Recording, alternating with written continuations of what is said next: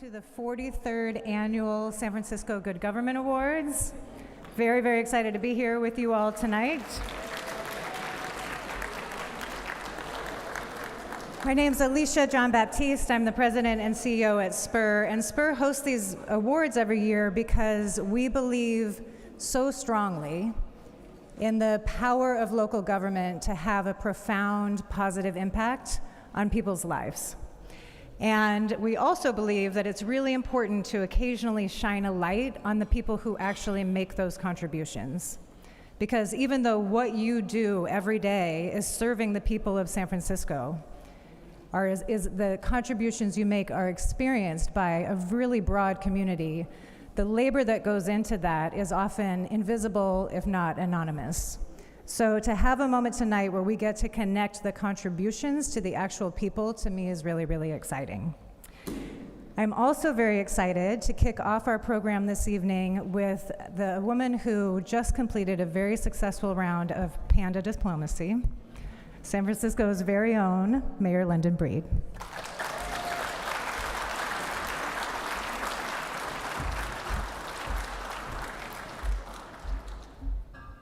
All right, good evening, everybody.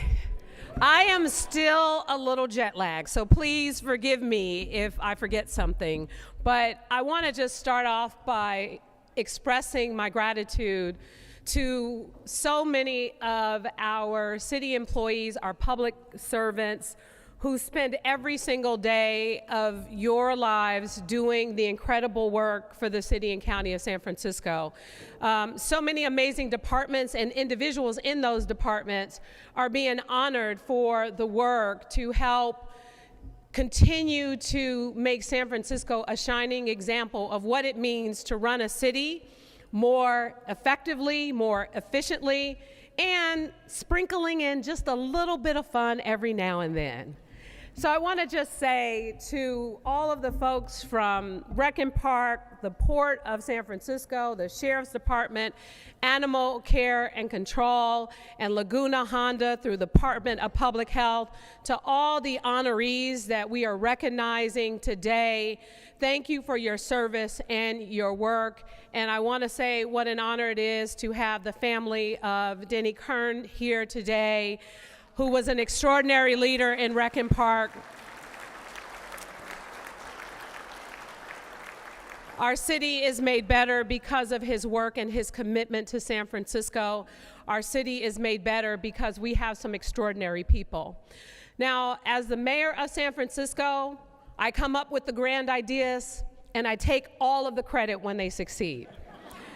So this is why it was so important for me to be here tonight, because I want you all to understand that even though I am the mayor, I once served as an assistant for the city and county of San Francisco. I once served as a commission secretary, as a development specialist, as a commissioner. I've worked in various capacities doing all of the work and not always being recognized for how challenging it is to get to yes, how challenging it is to go through the process and get the city attorney's office, David Chu, to say yes and give us what we need to get to yes. I know that it takes a lot of work, it takes a lot of commitment to get projects done, to get housing built, to get our infrastructure in place, and to get things completed. Just yesterday, we cut the ribbon at the 911 center, the rehabilitation work that was done by Public Works, by the Department of Telecommunications, how beautiful it looks. Today, we had a small little challenge with it, but guess what?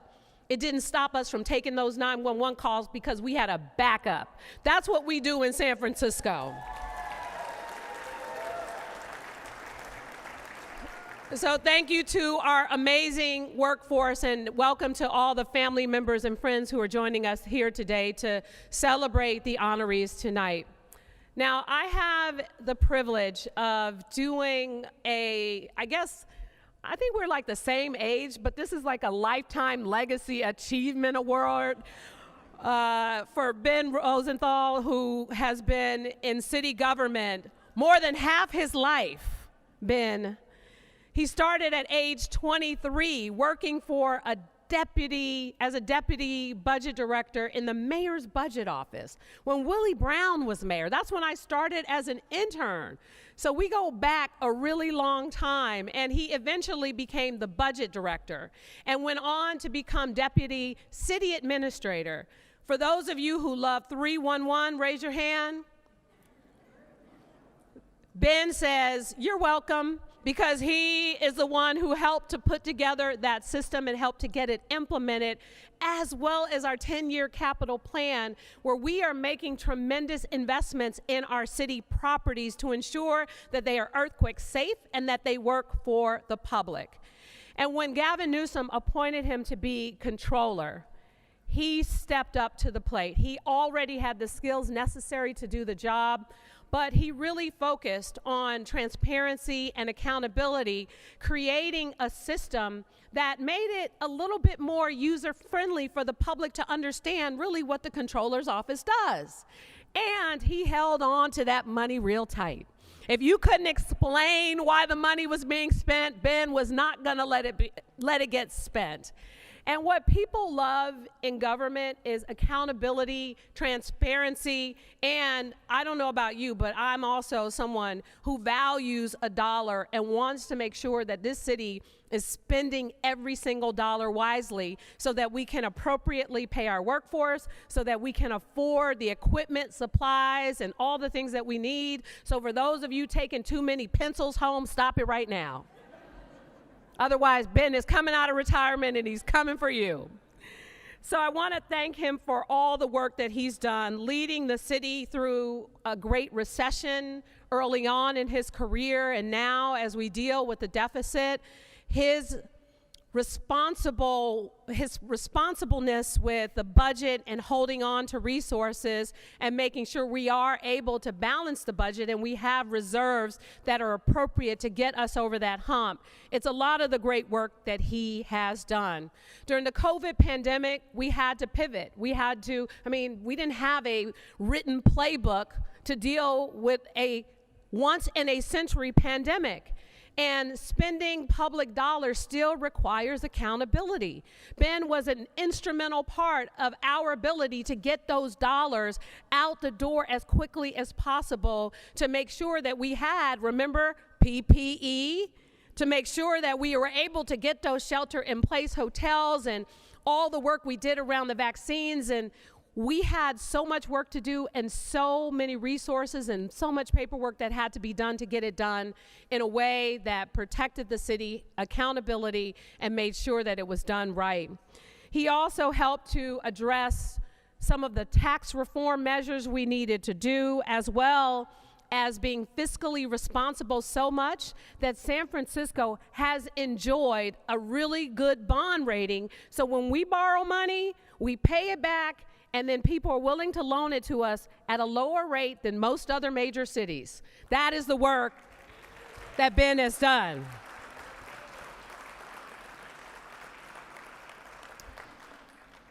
I can go on, but he's turning red, so I don't want to keep going on.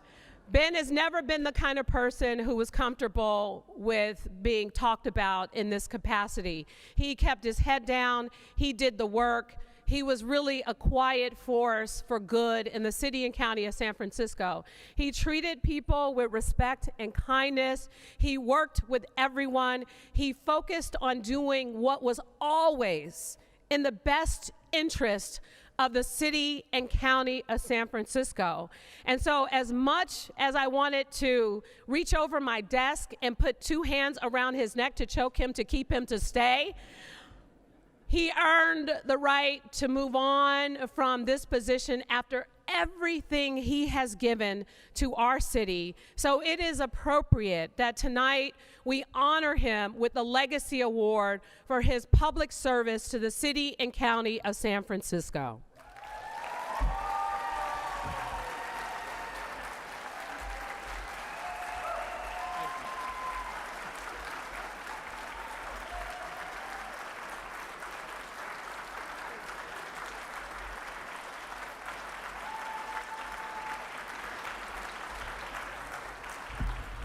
and no public dollars were used in the purchasing of the frame or the printing of the certificate.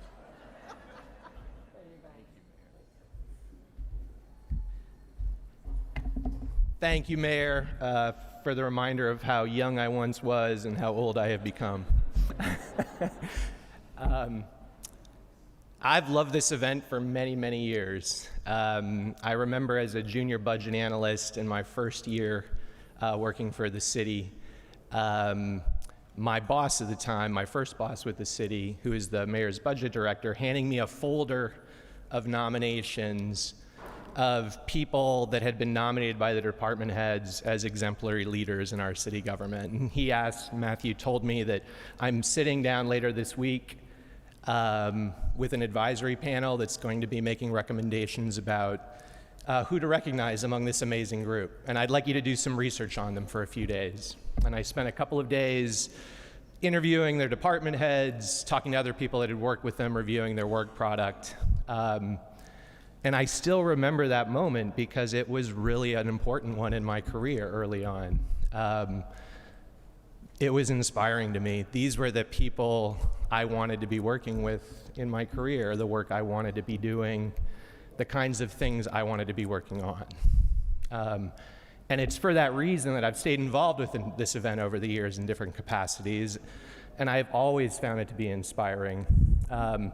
For as important as mayors are, and thank you, Mayor, for your leadership during this really historical 5-year period we have been through, and as important as city attorneys are and department heads are, city administrators are, I like to imagine even as important as controllers are, I have recognized through the inspiration that I've gathered from this event over the years and my experience working in this place, like the real magic happens with those behind them. It's those that are working every day in circumstances and in an environment that's often very hard to navigate, to just make things better for the place, to solve small problems, to push things ahead, to get things done, almost always without recognition, and you will never read about them in the paper. Those are the folks that are the hope of the city and that are making things happen. And so this event has always been that to me. I want to express my thanks to Alicia and SPUR for the recognition tonight, and express what an honor it is to share the stage tonight with the folks that are going to be following me up here that continue to do that work every day. And for all those many others in the room that continue to do it, the true heroes for the city. So thank you so much.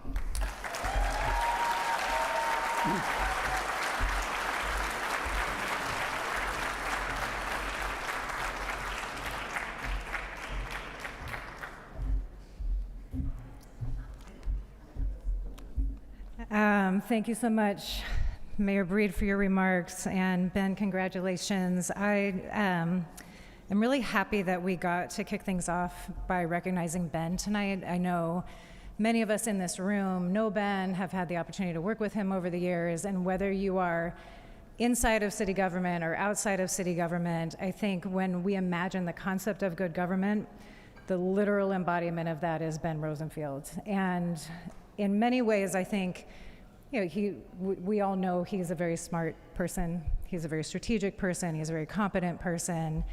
But you heard in his remarks tonight, I think what really that kind of essence of good government actually is, which is he is gracious, he is kind, he's respectful, he's incredibly humble. Did you hear him talk anything at all about himself in those remarks? Not a single word. And in working with Ben, what I always saw over the years was how much he put at the center his commitment to service to the city.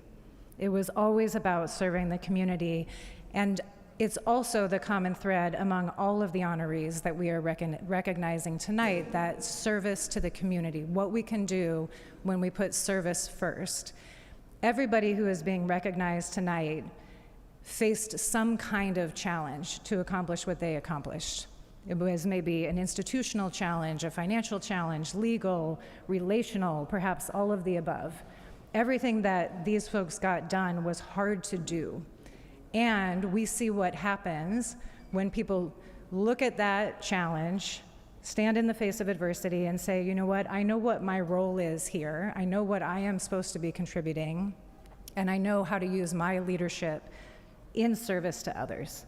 And that is how local government has such a profound impact on people's lives, is that centering of service. So I'm very, very excited about the rest of the honorees that we are going to be recognizing now. And I think it is going to be really enriching to see all the ways in which people use their creativity, their humor, their love, their perseverance to deliver for all of us in San Francisco. So to kick things off, we are going to start by recognizing the Laguna Honda Hospital team. Laguna Honda has obviously been an institution in San Francisco for over 150 years, and thanks to the work of this team, will continue to be so for many years to come.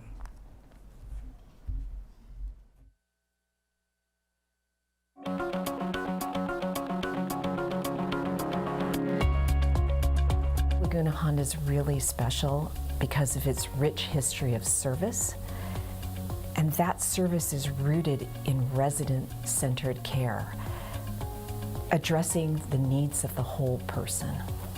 It's served generations of people probably in some pretty dire times of need.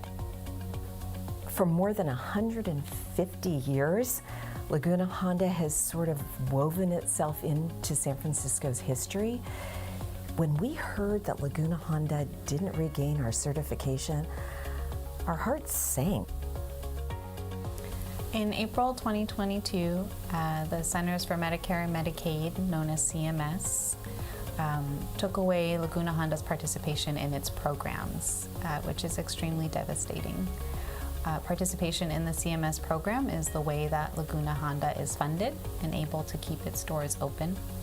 Laguna Honda takes that very seriously, and we report incidents appropriately. And as processed, CMS and CDPH come out to review those facility reported incidences. What happens during that is an enforcement cycle begins, and this cycle is only 6 months. So anytime there is a deficiency noted, you have to train all your staff, and the expectation is that you're getting 100% of staff with every training, and the entire time the clock is ticking. There's no pause on the clock. Our office's legal strategy to figure out that we could sue the federal government and the actual lawsuit itself was an important part in allowing the facility to not transfer any more residents out of the facility, and also to buy additional time and funding for another year to allow the facility to do all the important changes that were necessary to recertify in Medicare and Medicaid. The settlement agreement didn't just extend the funding and the pause on transfers, it also set out fairly stringent requirements for improvements that Laguna Honda had to do. CMS and CDPH would survey the facility, which means they would come out and inspect the facility. So any sort of interpretation and advice around the surveys, around interpreting the laws and regulations that apply to the facility, we were all assisting with. So after each survey that we had, we identified gaps in knowledge that needed to be closed before our next monitoring survey. The turnaround was pretty intense, but we had to do it because of our timeline with the recertification. And we had 1,300 staff on average go through different modules. Everyone has a role in this building to help contribute to the best care of our residents. Porters, kitchen staff, security, people who aren't traditionally thought of in skilled nursing facilities, who are a huge support to all of the clinical care. And it was really exciting to watch the whole community come together. The relationships with our federal and state partners, the Centers for Medicare and Medicaid Services and the California Department of Public Health, so important. The open lines of communication that we had with them from the very beginning is going to serve Laguna Honda very well, in its long-term success. Congratulations to our teams from the Department of Public Health and the City Attorney's Office for leading the fight to save Laguna Honda Hospital. Together, you help secure the future of a critical piece of our healthcare safety net. We celebrate our frontline staff at Laguna Honda and our union partners. And we are in awe of your heroic fight and for responding to such a challenging situation with such grace, compassion, and tenacity. Gratitude to Laguna Honda residents and their loved ones for their support throughout recertification. The future is bright for Laguna Honda Hospital. Congratulations.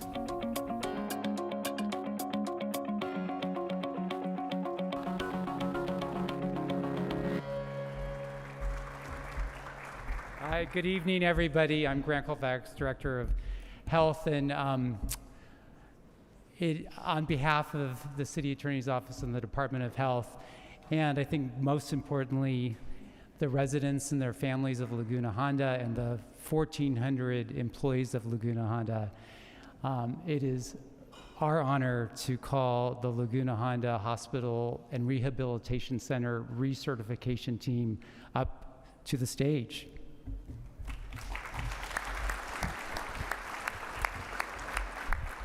I'm David Chu, your city attorney who always says yes, Madam Mayor. On tonight's Academy Awards for Good Government, it is my honor to bring up to the stage 6 individuals, but let me just say that there were countless folks who were responsible for helping us save Laguna Honda. But let's bring up to the stage 6 folks that we want to congratulate. In particular, Jennifer Carton-Wade, Lisa Hu, Nazanin Zahir, Troy Williams, Henry Lifton, Arnolfo Medina, and all of the staff at Laguna Honda for this well-deserved award.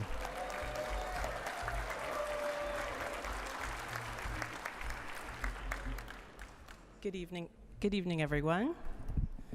As you could see from the video, Laguna Honda is such a special place.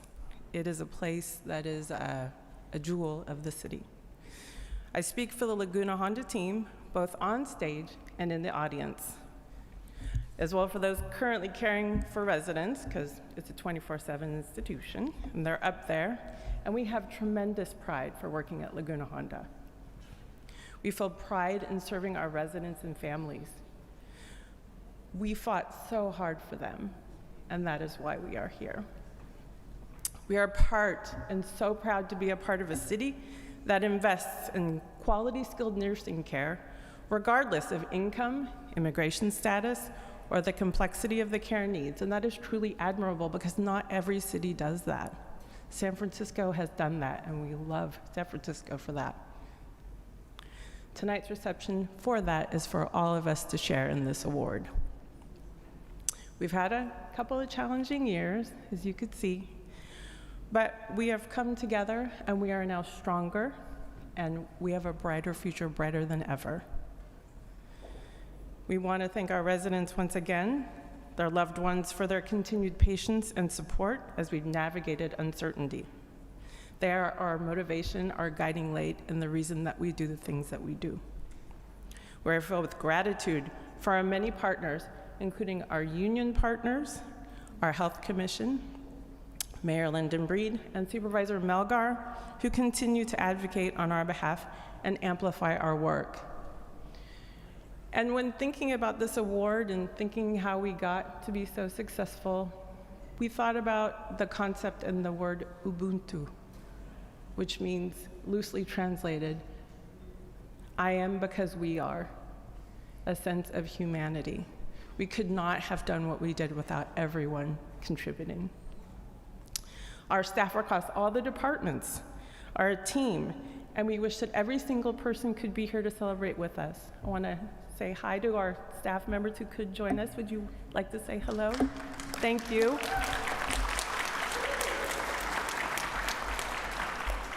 And we knew from the beginning that it was going to take all 1,400 of us to be successful in recertification. And I'll tell you what, we are almost there. So you just watch out. We're going to get it. It's an honor to be a part of this group, to be recognized. A special thank you to my colleagues behind me, Naz, Troy, Henry, Arnolfo, and Doctor Who will insist that you call her Lisa when you meet her later. Thank you to SPUR for tonight's recognition, and from the bottom of all of our hearts, thank you for this recognition. It is, Laguna Honda is a jewel in the city, and it's going to be here for another 150 plus years, bigger, brighter, and stronger forever. Thank you.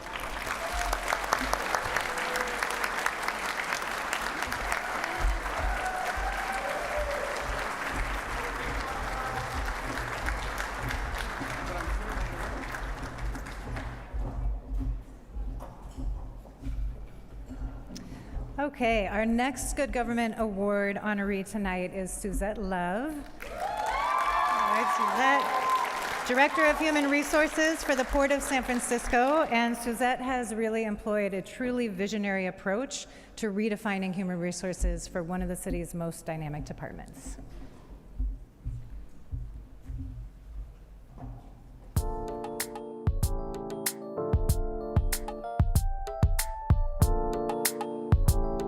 At the Port of San Francisco, we are the gateway to the city.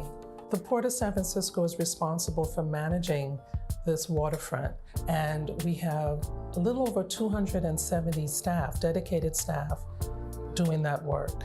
A third of our staff are skilled trades. And so at the port, we actually have, I believe, every trade that's represented in the city is here at the port. I'm particularly proud of the collaborations and relationship building that we've been able to accomplish, especially with our union partners, not when something is wrong, but to proactively work with them when we are thinking of different policies and how they may impact their membership. Although our main HR office is here at Pier 1, we have office hours and a dedicated office at Pier 50 as well. We staff that daily so that we are accessible and available to that staff as well. So like many city jurisdictions, we were impacted by the pandemic and we felt it in our staffing levels. Our HR has transformed. Not only did we increase staffing, we challenged ourselves to look at how we do our work. We participate in job fairs, apprenticeship fairs, and youth employment programs. We are working hard to make this an employer of choice and show anyone who's interested in coming to the port that there are people that look like them and they will be welcomed as part of the port family. We are making a concerted effort to bring training into our organization. We've brought in staff to help facilitate conversations and just break down barriers or preconceived notions about each other. We spend more time with each other than with our own families most of the time. Our staff are not four-digit numbers. We are more than our job classification. We have cultivated a culture where every voice matters. Suzette's winning sort of skill set, her capabilities, and her incredible personhood. I mean, she's incredibly kind and she's incredibly thoughtful. It's moving people towards a position of trust so we can have just more employee excellence and use our human resources functions to help people pole vault their careers. She has been in human resources for the city for over 20 years, and she's now leading the organization in a turn of our human resources function towards a service provider to an organization that gives a lot more employee support.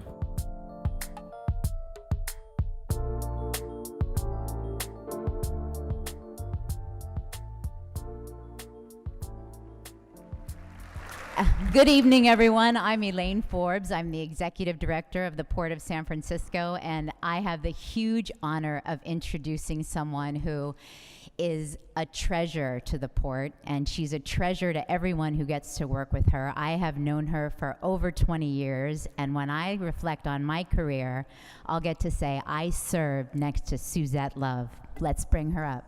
Suzette.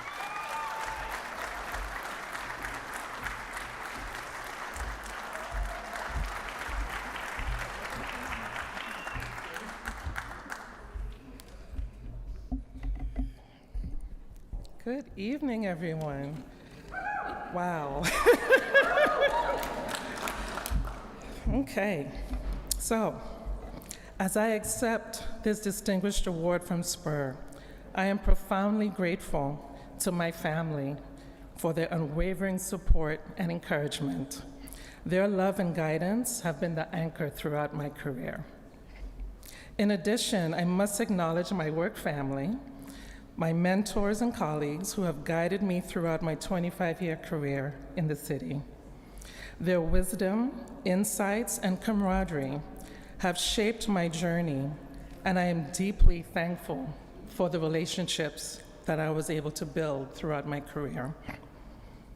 I am deeply moved and honored, and I am reminded of the profound privilege it is to represent the Port of San Francisco in our collective pursuit of service excellence. The acknowledgement of our work, especially when it involves the quiet efforts behind the scenes, serves as a testament to the shared commitment we hold towards the betterment of our city. I extend my heartfelt gratitude to Director Elaine Forbes for her unwavering support and the humbling nomination that led to this recognition. It is through the collaborative efforts and the encouragement of dedicated leaders like Director Forbes that we can amplify the impact of our endeavors. I'd also like to express my gratitude to the broader Port leadership team and, of course, our Port commissioners who steer us towards our goals around equity, economic revitalization, and resilience.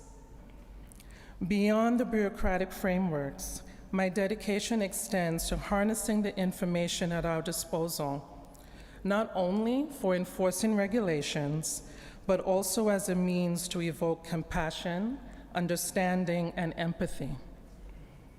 In the realm of human resources, the term resources often overshadows the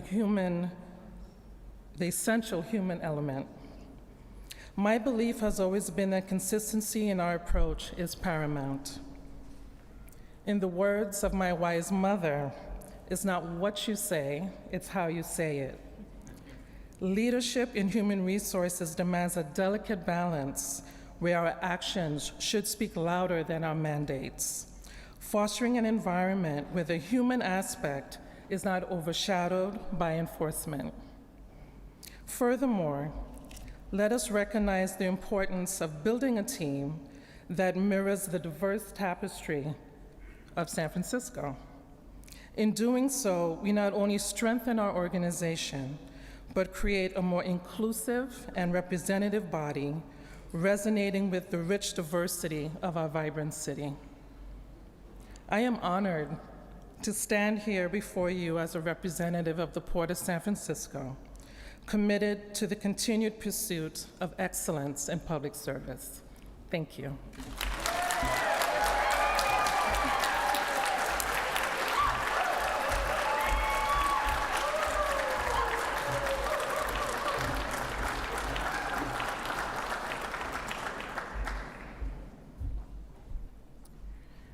Our next honoree this evening is leading a technology transformation in the Sheriff's Department, Chief Information Officer Martin Okumu.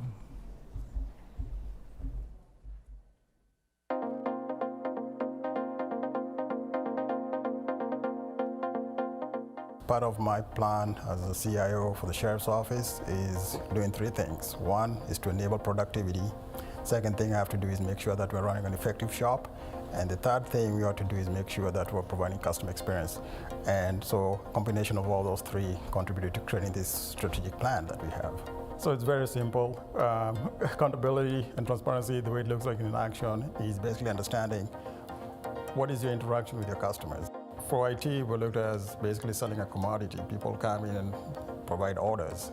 Well, I need this, I need this. The intangible benefits are huge. We have a system that does provide services for the city that is intangible. The assets are not known in a way that, putting a light bulb or fixing your plumbing will be identified. So I think when you see it in action is facilitating the business process, where we're able to do all our bookings in time, right? Where we're able to share data with our justice partners, right? All this transpires into what is happening today, because at the end of the day, if these services are not in action, you will get a phone call from your CEO stating that, we have a business issue and a business problem, and that could impact the community and also lives in public safety. Aligning our resources with the city is so critical. Gone are the days where we used to do shadow IT. Now we're more of a global enterprise. Now we have to bring in our partners. So we get better funding. We need to make sure that we get the support we need, and we leverage the latest and greatest technology to support our operations.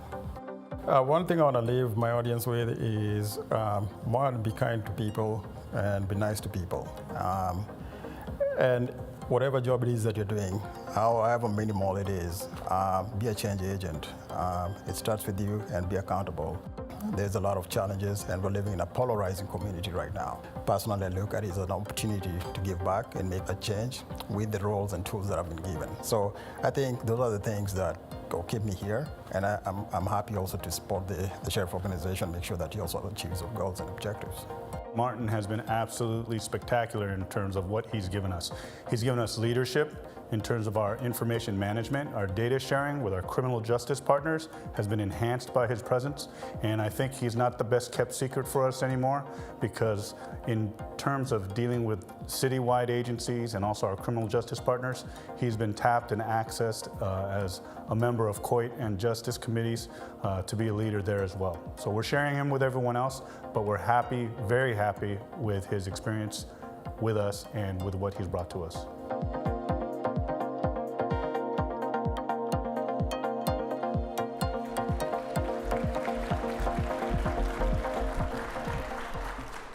Good evening, everyone. Paul Miyamoto, Sheriff here in San Francisco, and very, very happy and honored to be the person who is about to bring Martin up here on stage. I want to mention one thing also. I have the privilege of actually reaching across the country to ask Martin to come join our team, and he came right at the beginning of what we all dealt with the pandemic.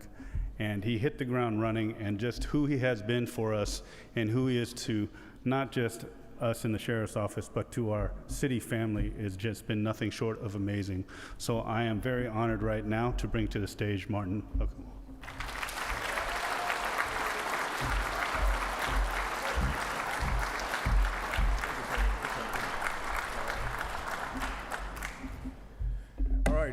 Thank you very much.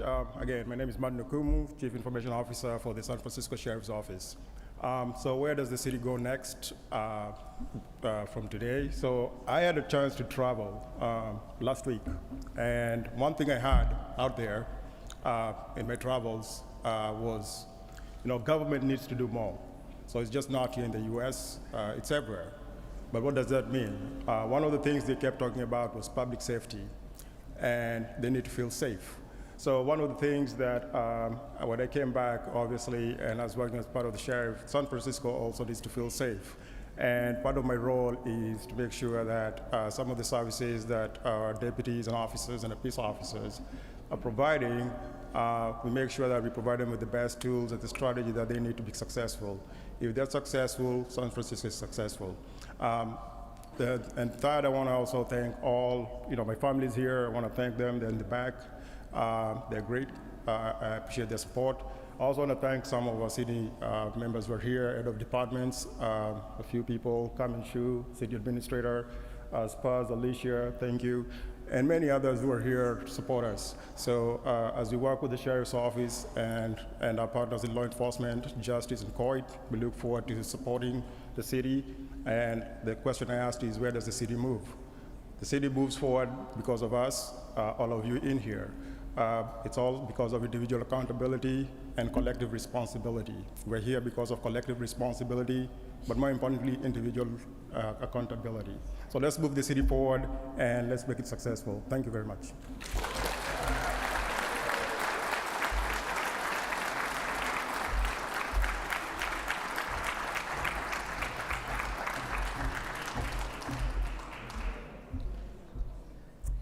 Our next honorees this evening are a team. This team has figured out innovative partnerships and programs to keep people together with their pets, the Animal Care and Control Team.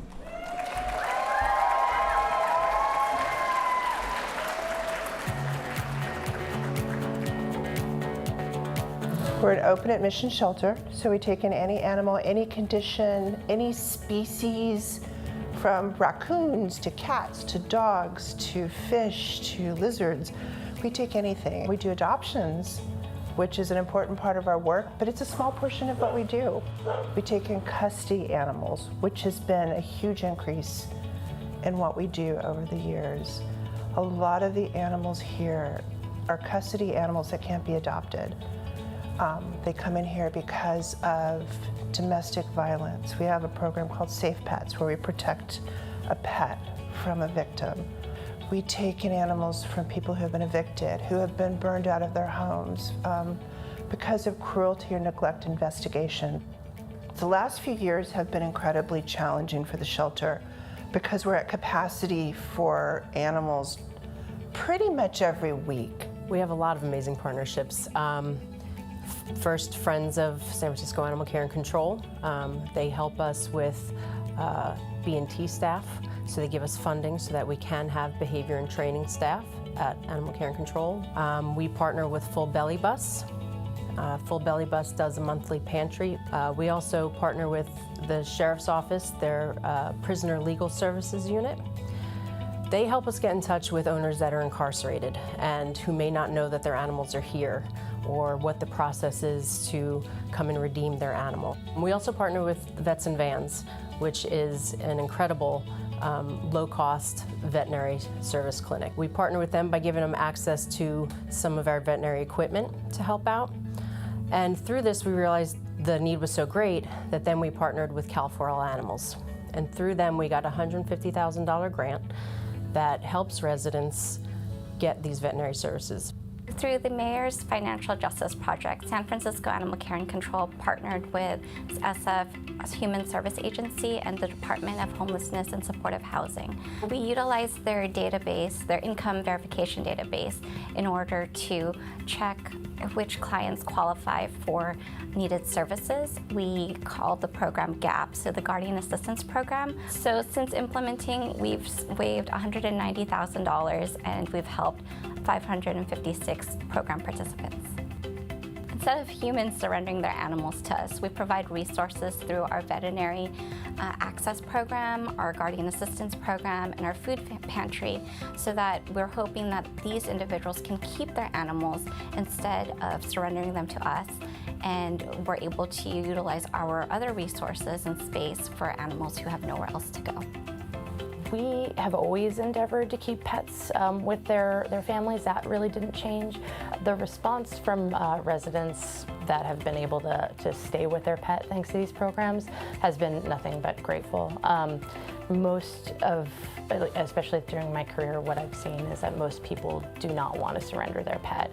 They think it's a way to provide a better life for their animal, but really the best thing is for them to stay in their home with people that know and love them already.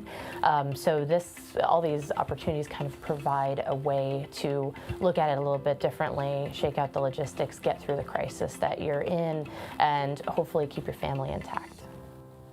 I'm really proud of the management team at Animal Care and Control because they are creative, they're collaborative, they've got our mission in the forefront of their minds. How can we help the animals and the people who have these animals? They worked with departments from across the city, departments at organizations outside of the city. They pulled everything together in a way that helps animals and their people. When things are tough here, we always say we are not a bunch of different divisions. We are one department, we are one shelter.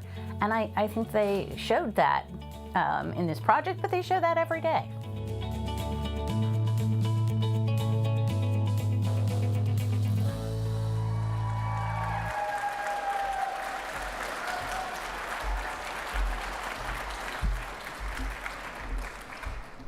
Hello, I'm Virginia Donahue, Executive Director of San Francisco Animal Control. Care and Control, I think I left out the care. I am honored today to bring to the stage an incredible team that embodies our commitment to the human-animal bond. Ariana, Deb, Amy, and Justine.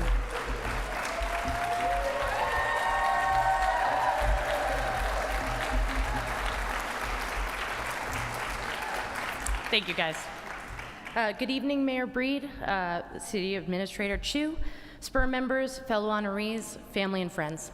It's an honor to be standing up here with my colleagues and receiving the Good Government Award for Management. First, we want to thank our director, Virginia Donahue, for allowing the team the space and creativity to bring new programs to the shelter, opening up resources, and removing traditional barriers to help people and pets in San Francisco. We want to thank the volunteer board of Friends of ACC. They help fill the gaps in our operations and ensure the shelter has what we need to make sure our community is a safe and healthy place for the 8,000 plus animals that come through our door every year. Specifically, we'd like to thank Mackenzie Joseph for helping to navigate, hey girl, for helping to navigate the vision and logistics of the programs being celebrated right here today. Thank you to our innovative team at Vets and Vans. That's you. They're providing accessible, high-quality veterinary care to the Bay Area community, and we're honored to be a part of their efforts. Thank you to the compassionate folks at Full Belly Bus, specifically Paula Benton, for removing barriers and meeting the overwhelming need of pet guardians experiencing hardships. Thank you to Cal for All Animals and UC Davis for trusting us to help the San Francisco community receive medical care for their pets through their grant. Thank you to the Mayor's Financial Justice Project, the SF Human Services Agency, and the Department of Homelessness and Supportive Housing for helping to qualify guardians for our shelter's fee waiver program. Thank you to all of our donors who help keep our pet pantries full for people experiencing need and give generously every day. If we cannot use what you give us for the shelter residents, you can rest assured that your items will be given back into the community to help support people and their pets. Thank you to our dedicated volunteers whose time and compassion give the shelter team the ability to do more for the community outside our walls.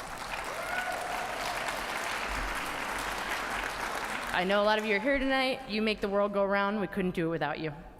Thank you to our community for putting your trust in us to help the city's animals. We consider it not only a serious responsibility, but an incredible privilege.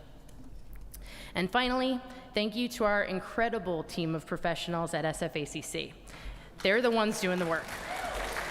Whether that is major snaps, whether that is to help reunite a lost pet with their people, tending to our residents to ensure their time with us is comfortable, giving voice to an animal that has never known love, or taking care of one another when the going gets rough. You're the beating heart of animal welfare in San Francisco, and we're honored to be a part of that team. Thank you so much.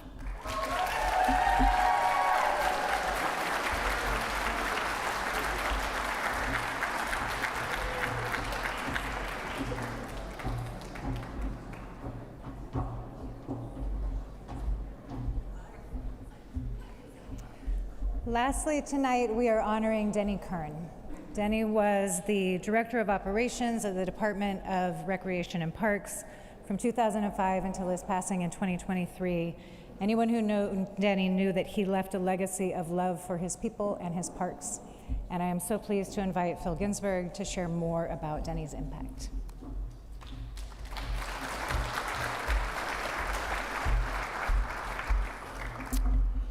So I want to start by really extending a deep felt appreciation to SPUR for recognizing Denny tonight.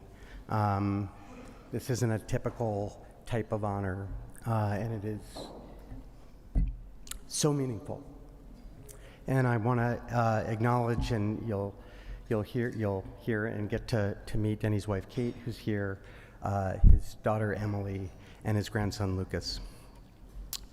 So somewhere Denny is watching and listening today, right now. He's touched, but he's also a little embarrassed. He's actually quite puzzled by the attention and my sport coat. His life was one of extraordinary devotion and service. From his distinguished 20-year career in the United States Navy, which culminated, and I exaggerate not one bit, in his single-handedly saving the lives of 30 human beings at the Pentagon on September 11th, 2001, to his impressive 18 years with Recreation and Parks as our Director of Operations. Denny's life was defined by values that, although certainly not among the awardees tonight, but perhaps in society, have lost a bit of their luster in 2024. Values like honor, service, grace, faith, and humility. Denny lived a life full to the brim with stuff that mattered. There was no clutter, there was no mess. His calm demeanor and dry wit were steadying forces in navigating the inevitable storms that come with managing one of America's largest and most complex urban park systems. His leadership extended across 10 work divisions and about 85% of the department's employees. His guidance and commitment to excellence and innovation led to an incredible era of accomplishment for Rec and Park. From the reorganization of our recreation division, to the rejuvenation of our structural maintenance, park ranger, and urban forestry units, to the management of the department's comprehensive COVID-19 response, Denny's impact was felt deeply in every corner of our operations.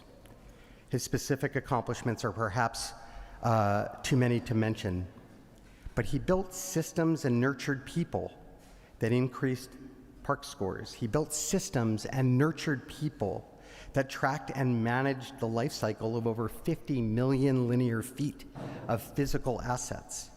He built systems and nurtured people that allowed our apprenticeship program, our recreation scholarship program, our water conservation program to thrive. His attention to parks and underserved communities closed long-time income and racial disparities and ensured that every San Franciscan, regardless of neighborhood, has access to clean and beautiful open spaces and recreation facilities. Denny also served as the department's Secretary of State, handling almost every meeting with every consul general and foreign delegation wanting to learn about our parks or stick a statue in them. Denny was also the department's chief meteorologist. He had the uncanny ability to interpret weather data from like a zillion different sources and accurately predict exactly when we were going to get rain, how much, and for how long. But beyond his tangible achievements, Denny's true legacy lies in the people he inspired and mentored. Culture eats strategy for lunch, he preached. No single mantra has been as important of an ingredient in my own leadership journey. He was a proud man, but extraordinarily humble. He never liked much attention on himself. He was like an orchestral maestro who worked in silence while lifting and highlighting the good work of others. He was a wise and steady hand on the tiller, a source of strength during challenging times, earning the respect and gratitude of everyone in his orbit. Denny took so much pride in his performance plans and appraisals for his many direct reports that each document was written like a novel and literally a citywide model for thoughtful feedback. Denny was also responsible for ghost authoring, on my behalf, all of our nominations for SPUR's Good Government Awards. He was so good at submitting these applications that Recreation and Park managers won one of these coveted awards 5 times under his watch. 2 of those awardees are here tonight, Dana Ketchum and Lisa Wayne. Our submissions were always considered a best practice by the Application Review Committee. At one point, I was told by Ben Rosenfield, "We can't keep giving these things to you every year, Phil." Denny wasn't a stand-up comedian, but he was funny, with a dry and timely sense of humor. He was an astute commentator on the modern-day organization. Think part Herb Caen, part Simon Sinek. About construction and project management, a big part of our work, he often reminded me that there was good, there was fast, and there was cheap, but I was only allowed to pick 2, and that was generous. During a crisis, and there were many, he often reminded me that everything would be all right in the end.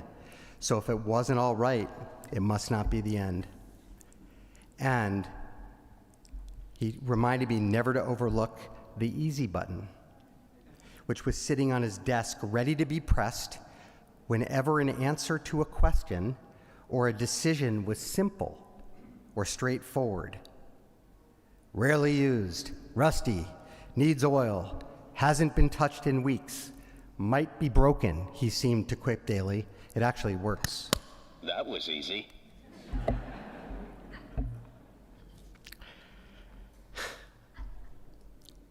Denny, we were a great team, but we were an odd pair. He had a Midwestern sensibility, a strong commitment to faith. He was a military man, extremely punctual and precise, immaculately dressed, made and ate his own lunch in his office every day, chose his words and made his decisions thoughtfully and only after a lot of processing, rarely lost his cool, never cursed. None of those things. And as I've reflected on our relationship and our partnership, it can best be described through Neil Simon's play, film, and TV show, The Odd Couple, a timeless classic first conceived about 60 years ago. We were Felix Unger and Oscar Madison, and for those of you familiar with the play, I was Oscar. Denny had one other saying that really resonates with me and which I will always carry with me for the rest of my days. He often said, unexpressed gratitude is useless. And so Denny, because I know you're someplace watching and listening, puzzled by the attention in my jacket, I want to say thank you for each and every minute. I am a better leader and a better human being because of you, and our park system is great because of you. You epitomize good government, and I want your memory to be a blessing for all of us forever. It is my great honor to bring up his wife, Kate Kern, to present the Public Managerial Excellence Award.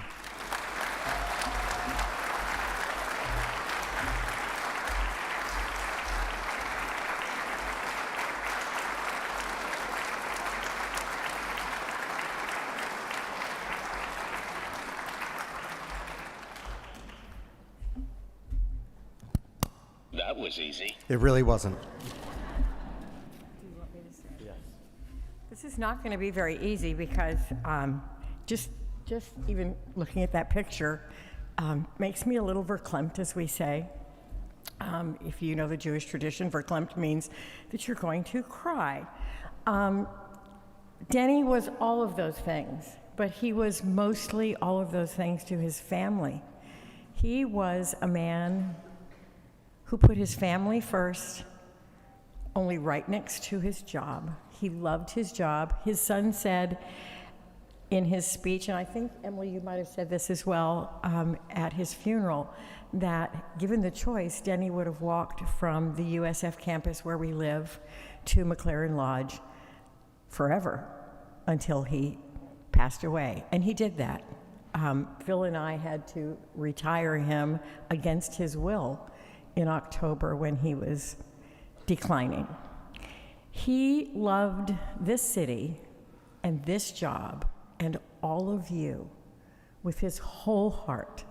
He came home every day and told stories about the people who worked for him and what a wonderful job they were doing and how hard they worked and how they did it without anybody saying thank you to them. They just did their jobs and they did it well. During the pandemic, not very many people went to work every day, but the people who kept the parks beautiful for you during the pandemic had to go to work every day. And so Denny walked to his office every day during the pandemic and worked from there instead of working from home.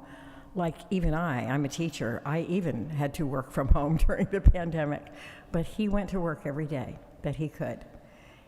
He loved his people, and so many of them are here tonight. Thank you, Phil, for your fabulous words. Yes, you were Felix and Oscar, but he loved Phil. He'd come home at night and talk about what a wonderful leader he was and how he made it possible for him to do the job that he could do.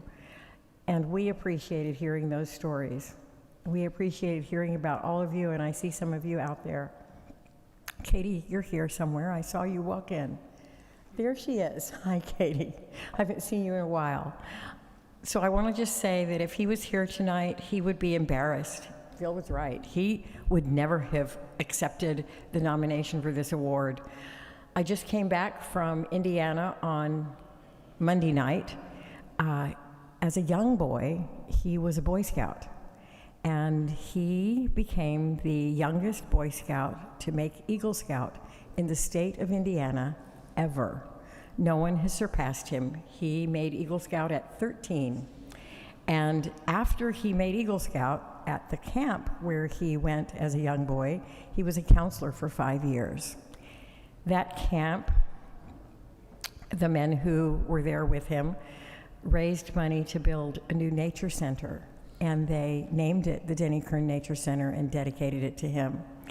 And I was there last weekend and heard lots of stories about him as a little boy and as a young man. I heard that he was the one camp counselor who had a heart for the children who came 1 week every year, the children who had Down syndrome. And he took them under his wing and taught them about the animals that he captured. And I said, the animals that he captured? He liked animals? And they said, yes, he taught everyone about animals. So I came home and I said to our grandson, who he never allowed to have a dog, that he captured wild animals and taught children about them when he was young. It was a wonderful experience to hear those stories. He had a heart for public service. When he left the Navy after his illustrious career in the Navy, which I loved, all the moving around and being in the Navy was great fun for me. He could have flown airplanes because he was a pilot. He could have gone to work as what they call a beltway bandit and worked for one of the companies that does contract work with the government. And he said, no, I want to stay in public service. And so when we decided we were moving to San Francisco, he looked for a job in public service, and this is the one he got, and it was his favorite job of his entire life. All of you made it wonderful for him. Thank you so much. And thank you, SPUR, for having this fabulous event every year for San Francisco.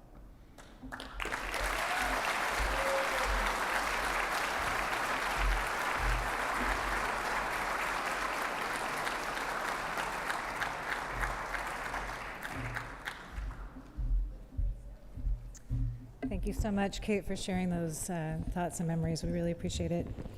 And thank you to all of you for joining us this evening to honor excellence in public service. This has been amazing. We are concluding our program, but the evening is not yet done. Please help yourself to drinks at the bar. There's food. We'd love to hang out and continue the celebration with you all. Thank you.